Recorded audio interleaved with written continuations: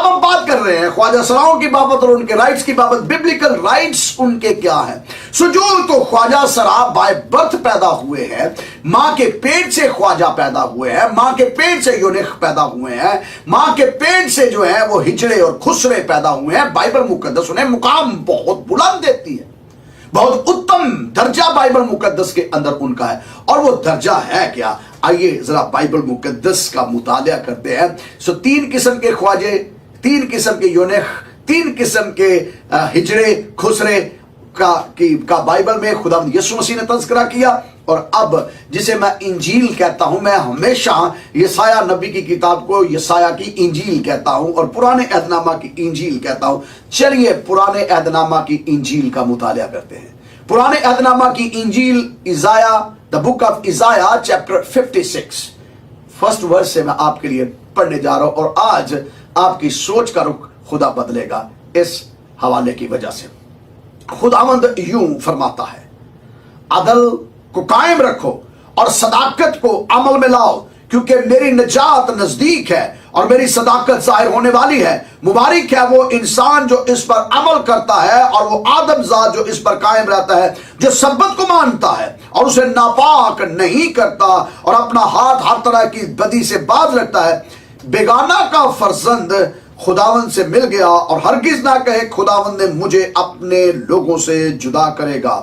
اور یونیخ، خواجہ سرا، ہجڑا، خسرا اور خواجہ نہ کہے دیکھو میں تو سوکھا درخت ہوں، دیکھو میں تو سوکھا درخت ہوں. خواجہ نہ کہے کہ میں تو سوکھا ہوں، میں تو بھانج ہوں، نہ میری بیٹی ہے، نہ میرا بیٹا ہے، نہ مجھ سے اولاد پیدا ہوئی ہے. کوئی خواجہ نہ کہے کہ میں سوکھا درخت ہوں، کیونکہ خداوند یوں فرماتا ہے، کوئی اور نہیں، رب الافواج، رب العالمین رحمت اللہ. ایک بھائی پوچھتے ہیں کیا خواجہ سرا کے ساتھ نکاح کرنا جائز ہے؟ اس کے بارے میں شریعت کا اصول اور ضابطہ کیا ہے؟ دیکھیں، جو خواجہ سرا ہے اس کو ہمارے زبان کے اندر بعض لوگ خسرا کہتے ہیں اور بعض لوگ ہجڑا کہتے ہیں، اور عربی کی زبان کے اندر فقہا کی اصطلاح میں اس کو مخنث کہا جاتا ہے، خواجہ سرا کو. ٹھیک ہے، اس کے بارے میں شریعت یہ کہتی ہے کہ جس طریقے سے حضرت آدم علیہ السلام کی اولاد میں اور آپ حضرت آدم علیہ السلام کی اولاد ہے نا، مرد عورت، اسی طریقے سے خواجہ سرا بھی حضرت آدم علیہ السلام کی اولاد میں سے ہے. ٹھیک ہے، جس طرح مرد عورت کو وراثت میں حصہ ملتا ہے، بالکل اسی طریقے سے خواجہ سرا کو بھی وراثت میں حصہ دیا جاتا ہے. ٹھیک ہے نا، بالکل. وہ کیسے ہوگا وہ میں آپ کو بتاؤں گا. خواجہ سرا کی تین قسمیں ہوتی ہیں. ایک خواجہ سرا وہ ہوتے ہیں جو مردوں کے مشابہ ہوتے ہیں، مردوں کے قریب قریب ہوتے ہیں. ٹھیک ہے، اور ایک وہ ہوتے ہیں جو خواجہ سرا جو عورتوں کی طرح ہوتے ہیں، عورتوں کے قریب قریب ہوتے ہیں. ٹھیک ہے، ان کی عورتوں کی طرح اعضاء ہوتے ہیں، تمام چیزیں عورتوں کی طرح ہوتی ہیں. اور جو مردوں کی طرح ہوتے ہیں وہ مردوں کے مشابہ ہوتے ہیں. اب جو تیسرا خواجہ سرا ہے، نہ مرد نہ عورت ہوتے ہیں. اب کچھ خواجہ سرا بناوٹی ہوتے ہیں، جیسے پاکستان کے اندر بناوٹی خواجہ سرا بنے ہوتے ہیں، نہ وہ مرد ہوتے ہیں لیکن اپنے اعضاء وہ بدل لیتے ہیں کسی طریقے سے، تو وہ میک اپ کر لیتے ہیں، تو پھر وہ خواجہ سرا بن جاتے ہیں.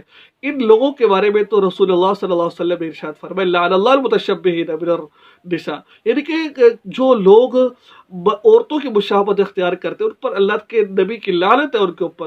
ٹھیک ہے، ان کی تو بات نہیں کر رہے. بہرحال بات میں کر رہا ہوں کہ خواجہ سرا کا نکاح ہو سکتا ہے کہ نہیں ہو سکتا. وہ جب تک ان کے جنس معلوم نہ ہو جائے، آسان الفاظ میں سمجھ لیجئے، جب تک ان کی جنس معلوم نہ ہو جائے، پتہ نہ چل جائے کہ مرد ہے یا عورت ہے، اس وقت تک نکاح جائز نہیں ہے. جب پتہ چل گیا کہ بھائی یہ مرد ہے، مرد کے مشابہت ہے، اس کی عورت سے نکاح کرنا جائز ہے. پتہ چل جائے کہ یہ عورت ہے، مرد ہے تو اس کا عورت کے ساتھ نکاح، عورت ہے تو اس کا کسی مرد کے ساتھ نکاح کرنا جائز ہے. جب اس کی جو ہے نا اس کی حیت معلوم ہو جائے گی، اس کی جنس معلوم ہو جائے گی، اس کے بعد اس کا نکاح کیا جا سکتا ہے. اس طرح وراثت میں ان کو حصہ ملے گا. تو یہ تھا آج کا مسئلہ. بہت ہے مسئلہ.